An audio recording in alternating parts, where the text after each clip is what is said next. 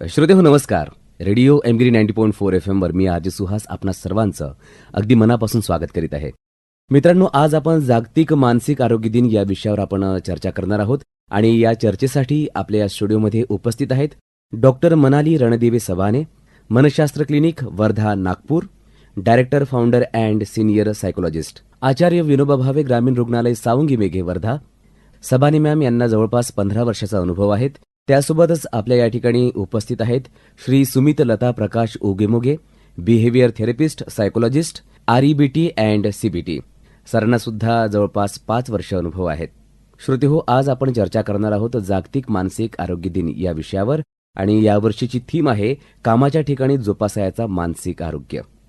श्रोतेहो, आपल्याला माहीत आहे की 10 ऑक्टोबर हा जागतिक मानसिक आरोग्य दिन म्हणून पाळला जातो आणि याच अनुषंगाने आजची ही मुलाखत या ठिकाणी आयोजित केलेली आहे. तर चला मग आपण कार्यक्रमाला सुरुवात करूयात. सर आणि मॅम दोघांना नमस्कार. कार्यक्रमात आपलं स्वागत. नमस्कार. नमस्कार. सुरुवातीचा प्रश्न मला असा विचारायचा आहे की आज आपल्याला जागतिक मानसिक आरोग्य दिन साजरा करण्याची गरज का बरं पडते आहे, याबद्दल काय सांगाल? याची पार्श्वभूमी काय सांगाल? सर्वप्रथम नमस्कार. थँक्यू सुहास हा विषय निवडल्याबद्दल. आणि ह्या विषयावरती अवेअरनेस क्रिएट करण्याचं काम जसं तुम्ही करताय तेच मेन कारण आहे की मानसिक आरोग्याबद्दलचं अवेअरनेस, त्याच्याबद्दलची जागरूकता लोकांमध्ये निर्माण व्हावी.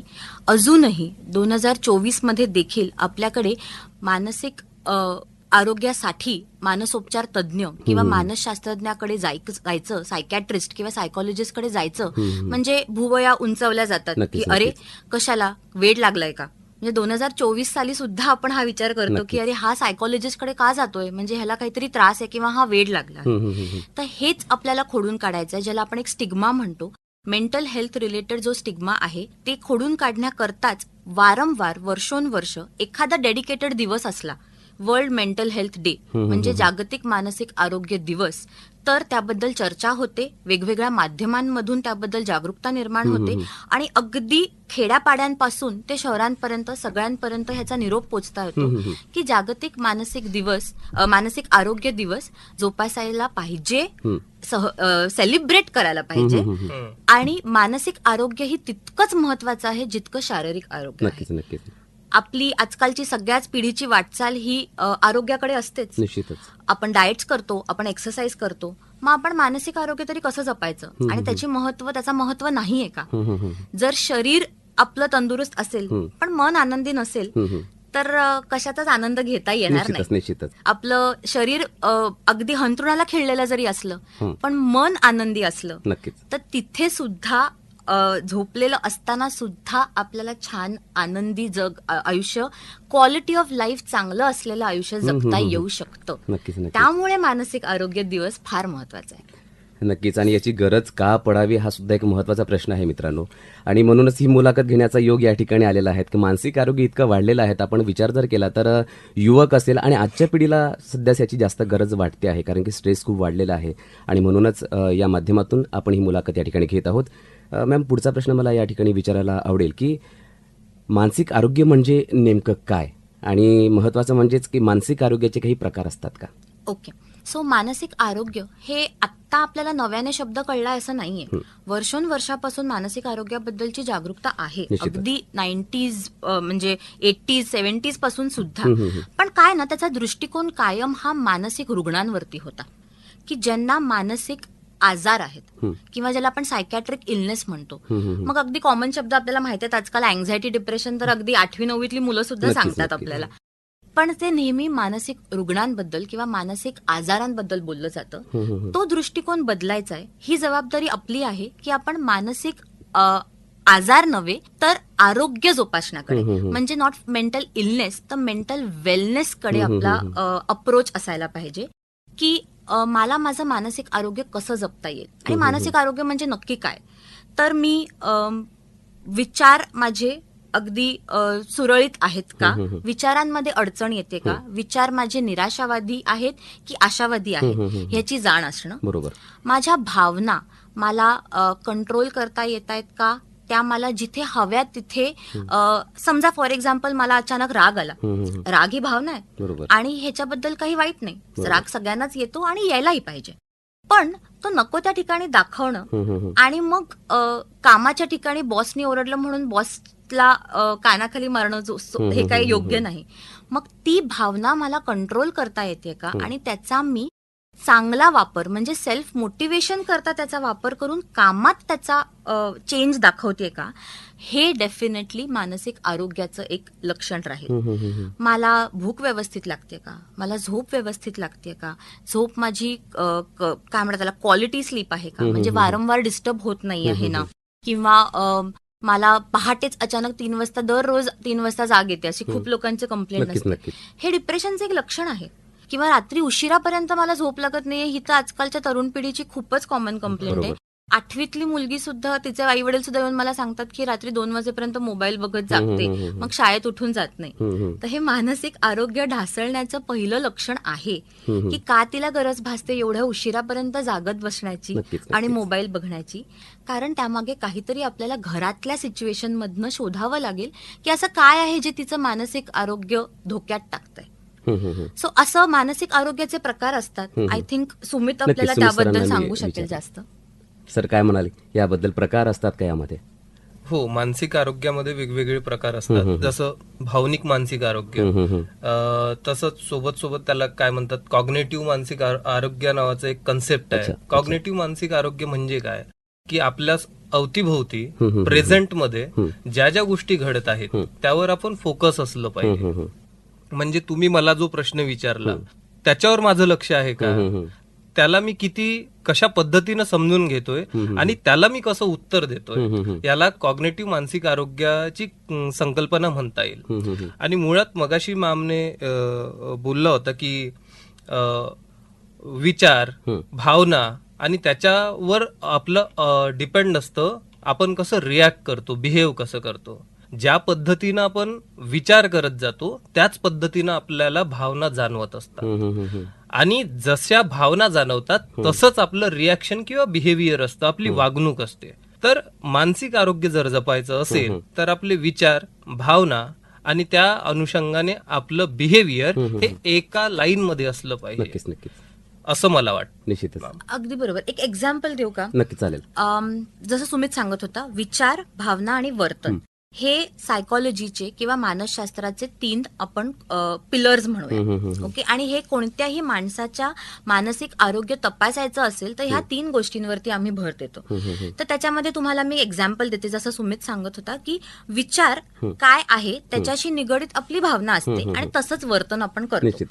एक एक्झाम्पल देते. आपण आता mental health at work place बद्दल बोलतोय, आपला थीम तो आहे. तर हा एक्झाम्पल देऊया की माझा जॉब गेला. समजा मी एका ठिकाणी नोकरी करते आणि माझा जॉब गेला, मला काढून टाकलं नोकरीवर. ओके. पहिला जो माझा विचार आला तो असा झाला की बाप रे, हेही आपल्याला जमलं नाही. माझा जॉब गेला म्हणजे सगळं संपलं. आता मी कसं करणार आहे हे सगळं, माझे इन्कम कसा मी जनरेट करणार आहे, मला हे करता येत नाहीये, मला माझ्या घरच्यांची काळजी घेता येत नाहीये, म्हणजे आता संपलं, मी फेलियर आहे. हा विचार झाला. इथून उत्पन्न झालेली भावना ही निराशेची भावना आहे. डिसअपॉइंटमेंट, सॅडनेस, ब्रेकडाऊन वाली भावना आहे. आणि त्यातनं उत्पन्न झालेलं वर्तन म्हणजे एकटेपणा. मी कोणात मिक्स होत नाहीये, कोणाशी फारसं बोलत नाही आहे, एकटं राहतेय, मला कोणाचं कुठेच काहीच करण्यामध्ये आनंद वाटत नाहीये, अगदी टीव्ही बघण्यातही आनंद वाटत नाहीये, कोणत्याच गोष्टीमध्ये आता मला कशातच मन रमवायचं नाहीये आणि हळूहळू मी डिप्रेशन कडे जात चाललीये. सो माझं वर्तन काय होतंय, मी कट ऑफ होते लोकांपासून, सोशल विड्रॉल होत आहे माझं आणि खाण्यापिण्यात, झोपण्यात, सगळ्या गोष्टींमध्ये व्यत्यय यायला लागलेला आहे. सो तुम्हाला कळलं, विचार, त्यातून निर्माण झालेली भावना आणि त्यातून निर्माण झालेलं वर्तन. आता हे मला बदलायचं असेल, मानसिक आरोग्याची काळजी कशी घ्यायची, तर विचार बदलायचा. तो जो विचार आला होता की आता सगळं संपलं, त्याऐवजी जर मी अशा पद्धतीने विचार केला की ठीक आहे, एक जॉब गेलाय, आयुष्य जग संपलेलं नाहीये, जॉब्स अजून अवेलेबल आहेत, मी माझा स्वतःला अपग्रेड करते, काहीतरी नवीन शिकते, काहीतरी नवीन जॉबच्या ठिकाणी अप्लाय करते आणि जास्त प्रयत्न करते. हा एक फेलियर होता, हरकत नाही, पण आपल्याला सगळं आयुष्य संपलेलं नाहीये, दुसरंही काही करता येईल, व्यवसाय करता येईल. बरोबर. सो त्यातून मग मी हा विचार जर माझा बदलला तर ऑटोमॅटिकली तिथून उत्पन्न झालेली भावना काय होईल, मोटिवेशनची, आशावादाची, की पुढे काहीतरी करता येण्यासारखं आहे. एक जोश, एक एन्थुझियाझम एक्साइटमेंट आणि काहीतरी नवीन आपल्यासमोर वाढून ठेवलंय ह्याची एक मानसिक तयारी, ही भावना निर्माण होईल. आणि मग ऑब्व्हियसली वर्तन असं होईल की मी अपग्रेड करीन स्वतःला, वेगवेगळ्या ठिकाणी अप्लाय करीन, वेगवेगळ्या लोकांना जाऊन भेटीन, नेटवर्किंग करीन आणि माझं सोशल इंटरॅक्शन वाढवीन आणि जॉब मिळवून घेईन. सो आता तुम्हाला कळलं ह्याचा कसं नक्कीच, नक्कीच. थॉट्स, बिहेवियर आणि इमोशन हे कसे एकमेकांची कनेक्टेड Connected आहेत आहे. आणि मानसिक आरोग्य जोपासण्याकरता ह्या 3 गोष्टी फार महत्वाच्या आहेत. नक्कीच. मॅडम, बऱ्याचदा आपण घरचा जर विचार केला, म्हणजे बऱ्याचदा आपल्या मित्रांमध्ये आपण राहतो, तर त्यावेळेस जो एक वेगळी वर्तणूक थोडा दाखवतो एखादा व्यक्ती आहे, मुलगा आहे किंवा एखादा आपला मित्र आहे, त्यावेळेस तर बरेचदा मुलं आपण त्याच्याकडे लक्ष देत नाही की करत असेल किंवा घरचं काही त्याला कारण असेल, मग त्यावेळेस जर आपण त्याच्याकडे लक्ष दिलं नाही तर तो मानसिक जर आजार त्याला असेल तर तो वाढत जाईल का समोर जाऊन पुन्हा? हो, जर मित्रांची साथ किती आवश्यक आहे यामध्ये? मित्रांची साथ प्रचंड आवश्यक आहे. आपली फॅमिली आणि आपले मित्र हेच सगळ्यात मेन असतात आणि इथनच आपल्याला काय ती ऊर्जा मिळत असते जगण्याची. सो ताण तणाव, कामाच्या ठिकाणचा तणाव, मित्रांमधला तणाव कुठे जाऊन व्यक्त करायचा तो आपण ऍक्च्युली मित्रांकडे किंवा फॅमिलीकडेच व्यक्त करतो. आणि व्यक्त होणं आणि मन मोकळं करणं हे मानसिक आरोग्य जोपासण्यासाठीची गुरुकिल्ली आहे. तेच. इट इज रामबाण उपाय आहे. नक्कीच, नक्कीच. सो थोडक्यात सायकोलॉजिस्ट म्हणून आमचं वन ऑफ द काम असतं समोरच्याचं ऐकून घेणं, ऐकून घेणं. त्यांना मन मोकळं करण्याची एक कम्फर्टेबल सेफ स्पेस क्रिएट करून देणं की जिथून ते बोललेल्या, त्यांनी सांगितलेल्या गोष्टी आपण दुसरीकडे कुठे बोलणार नाही हा विश्वास त्यांना राहील आणि आपण सायंटिफिक त्यातनं त्यांना काहीतरी मार्ग शोधण्यासाठी त्यांना सक्षम करू. नक्कीच. बरं मॅम, जे लोक जास्त हॅपी असतात, एकदम आनंदी असतात, त्यांच्या जवळपास हा मानसिक आरोग्य येऊ शकता का? अगदी नक्कीच नक्कीच. कोणीच मानसिक कारण की बऱ्याच- आजारापासून मला इथे एक गोष्ट ऍड करायची आहे. Sure. मुळात सुहास, ज्याला मेंदू आहे त्याला मानसिक त्रास कधी ना कधी होत असतो. आणि जसं मॅम बोलल्या की वेल बिईंग महत्वाची आहे, तर वेल बिईंग कडे काही लोक लक्ष देत असतात म्हणून ते हॅपी दिसतात आपल्याला. पण हा एपिसोड कधी ना कधी त्यांच्या जीवनात येतो, पण त्यांच्याकडे जे अनुभव आहेत त्या अनुभवांच्या आधारे ते काय करतात की मी याआधी याच्यावर कसं काम केलं होतं, तर मुळात ते जुने अनुभव आठवतात आणि आता आलेली परिस्थिती यावर कसं ओव्हरकम करायचं हा त्यांचा एक उद्देश असतो. म्हणून कदाचित आपल्याला बरेच लोक हॅपी दिसू शकतात. आणि मगाशी एक मामला विचारला होता तुम्ही प्रश्न की मित्रांची साथ किती गरजेची आहे. मुळात आपली संस्कृती आणि भारतामध्ये जसं आज आपण आपल्या अवतीभोवती जरी पाहिलं तरी मानसिक रुग्ण म्हणून स्वतःला एक टॅग लावून घेणं कोणालाच आवडत नाही. नक्कीच, नक्कीच. आणि वेस्टर्न कंट्रीज मध्ये जास्तीत जास्त या वेलबिईंग कडे लक्ष दिलं जातं. पण आपल्या इकडे मला मुळात कुठल्याच गोष्टीवर घात करायचा नाही, पण पहिल्यांदा असं काही लक्षण जाणवलं कुणाला तर आधी तर त्याला लोक हिनवतात, त्याची मजा घेतात, बरोबर. चेष्टा उडवतात. बरोबर. कारण तो नॉर्मल व्यक्ती अचानक ॲबनॉर्मल जर बिहेव करत असेल तर त्याला वाईट टाकतात, बरोबर. एकटं पाडतात. तसं यांनी करू नये. पण यांनी न करण्याचं कारणही काय, आतापर्यंत त्यांच्यासोबत असं कोणी वागलंच नाही किंवा असं आसपास कधी झालं नाही. तर यावर सगळ्यात आधी घरचे काय करतात तर नॉर्मल फिजिशियन जे आहे, जनरल फिजिशियन त्यांच्याकडे घेऊन जातात. एकाकडे आराम नाही मिळाला तर आणखीन 2-3 बघतात. तिथे काही नाही झालं तर मधातच कुणीतरी काहीतरी सांगून देणार की माझ्या ओळखीचा एक बाबा आहे, माझ्या ओळखीचा एक भदंत आहे, माझ्या ओळखीचं कुणीतरी अशी माय आहे, तर त्यांच्याकडे धागा दोरा दिल्याने माझ्या बाजूच्या घरचे ठीक झाले होते. आणि हे सगळं ते करून पाहतात. पण मुळात या सगळ्या टाइम स्पॅम मध्ये सुहास जास्त वेळ निघून गेल्याने त्याचं मानसिक आरोग्य आणखीन बिघडतं. बरोबर. हे मुळात काळजीवाहू लोकांना लक्षात घेणं गरजेचं आहे असं मला वाटतं. आणि सगळ्यात शेवटी कुठे येतात तर सायकॅट्री डिपार्टमेंटला आणि सायकोलॉजी डिपार्टमेंटला येतात. तेव्हा थोडीशी परिस्थिती हातापायर गेल्यासारखी कधी कधी वाटते. मुळात इथले सायकोलॉजिस्टची संस्कृती भारतीयच आहे, तर त्यामुळे त्यांना या लोकांना टॅकल कसं करायचं ही एक आयडिया असते. पण मी आपल्या रेडिओ एमगिरीच्या माध्यमातून पुन्हा एकदा विनंती करेल की अशी लक्षणं जर जाणवत असतील तर इकडे तिकडे संपर्क न साधता, मुळात ताप आला तर त्याच्यावर आपण पॅरासिटामॉल सारखी गोळी घेतो आणि ते रिकव्हर होतं. मानसिक लक्षणं जर जाणवली तर सायकोलॉजिस्ट आणि सायकॅट्रिस्ट डिपार्टमेंटकडे जाणं तेवढंच गरजेचं आहे. कारण आपण मानसिक आजारावरही उपचार करत असतो आणि डेव्हलपमेंटवरही उपचार करत असतो. जे तू बोलला की हॅपी असणारे माणसं ते डेव्हलपमेंटवर काम करतात ना स्वतःच्या, बरोबर. त्याच्यामुळे ते आणखीन हॅपी दिसतात असं मला वाटतं. नक्कीच. हा प्रश्न यासाठी विचारला, बऱ्याचदा आपण म्हणतो ना की आनंदी चेहऱ्याच्या मागे एक दुःख दडलेलं असतं असं बऱ्याचदा आपण म्हणतो. म्हणून हा प्रश्न माझ्या सहज डोक्यामध्ये आला की जे हसरे चेहरे दिसतात, हसरे लोक दिसतात, आनंदी लोक दिसतात, ते पण डिप्रेशनमध्ये किती जातात का म्हणून. चला, पुढचा प्रश्न मॅम मला असा विचारायचा आहे की मानसिक रोगी आहे कसं ओळखावं? कारण घरी असताना, वावरताना लोकांमध्ये बरेचसे लोक जे सुज्ञ असतात, जे बिहेवियर अलग करतात त्यांना ते मानसिक रोगी म्हणतात, आणि मानसिक रोगी जे ते आपल्याला पागल समजतात. बरोबर, असं होऊन जातं. तर नेमकं ओळखायचं कसं नेमकं की रोगी आहे? ओके. सायकॅट्रिक डिसऑर्डर्स हा एक खूप मोठा विषय आहे आणि त्याच्यात अनेक डिसऑर्डर्स आहेत. बरं. अगदी झोपेचे सुद्धा 55 डिसऑर्डर्स अरे आहेत, बापरे. 55 स्लीप डिसऑर्डर्स आहेत. ओके, पण आपण एक थोडक्यात ढोबळ मनाने समजून घेऊया की मानसिक आजार म्हणजे काय किंवा रुग्ण कसा वागतो. ओके, तर सगळ्यात पहिले म्हणजे काही ठराविक बायोलॉजिकल मार्कर्स आहेत, जसं की झोप जर चांगली येत नसेल तर डेफिनेटली मानसिक आजाराचं हे लक्षण असू शकतं. ओके, बरं. माणसाची अगदी सिंपल गोष्ट ना, म्हणजे छोट्या छोट्या गोष्टी आहेत. त्या झोपेमध्ये सुद्धा असं आहे की उशिरापर्यंत झोप लागत नाहीये, मी झोपायला जातोय पण 2-2, 3-3 तास जागाच राहतोय, किंवा वारंवार माझी झोप उघडते आणि एकदा झोप उघडली की पुन्हा परत झोप लागत नाहीये, किंवा फार पहाटे फार जाग येते आणि मग परत झोप लागतच नाही. भूक अचानक कमी होणं, गेल्या 15 दिवसात, महिन्याभरामध्ये भूक कमी झालीये, भूक लागतच नाहीये. दुसरं म्हणजे ज्याला आम्ही म्हणतो की लॉस ऑफ इंटरेस्ट, की एक कशातच मन रमत नाही, कशातच मन लागत नाही आहे. लो मूड, की कायम एक उदासीनता असते, पटकन कुठल्या गोष्टीवरती हसूच येत नाही, म्हणजे हास्यचित्राचा एपिसोडही बघून हसू येत नाही वगैरे, असं असेल जर का तर.